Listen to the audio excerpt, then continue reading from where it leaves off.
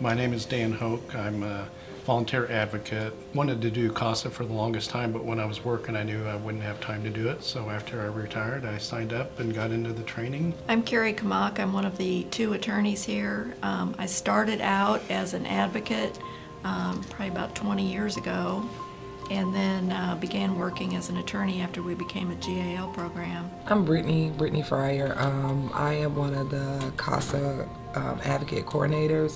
What brought me to CASA was working with children. A lot of times most places focus on the parents and the abuse at hand, but a lot of places don't really focus on what's going on with the children. I'm Laura Keller. I'm also a volunteer advocate. I will just be here for 19 years in October. Before that, I was an elementary teacher. I taught 4th grade for 31 years. I thought back into my experience, and I knew there were some kids that I had in my classroom.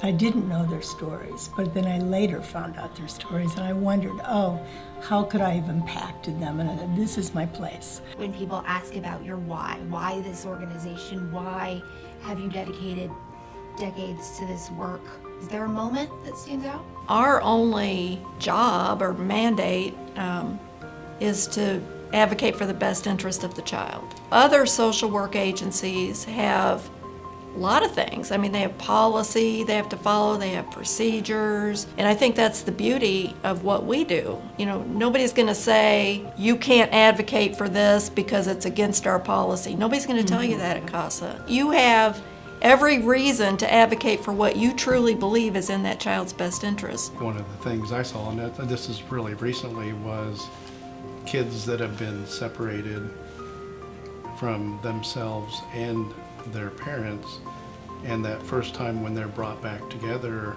I was there observing the visit. It was amazing, and it'll be etched in my mind forever. We have a lot of roles represented here today: advocates, attorneys, staff.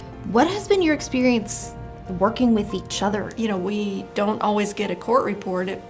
Unfortunately, not all of our cases have an advocate assigned, but I can, if that's the case and I have a question or need to delve into something, I can go to Brittany and say, can you make these calls for me? I really enjoy CASA because of our kind of open door type policy. I love when advocates call me and say, hey, this is what happened, what is your thought? But we also are showing them, hey, we're all working together and we're on the same team and we're trying to do what's best for you. I think giving the kids that voice in court is so important. Yes. When I meet with them, you know, I tell them, I'm your voice. If you aren't comfortable talking, you tell me what you want the court to know, and I will relay that. Sometimes it's a battle for them. They don't want to hurt anybody's feelings, or they don't want to make another adult mad or this adult mad because they don't want to do a certain thing. Yeah, that you can say to the kids, I'll talk to your lawyer, or you can talk to your lawyer. And because we're there long term, there's a continuity. As we honor 30 years of CASA in the Champaign County community, what do you want to see in the next 30 years as this organization continues to help children? I think in a perfect world, a CASA for every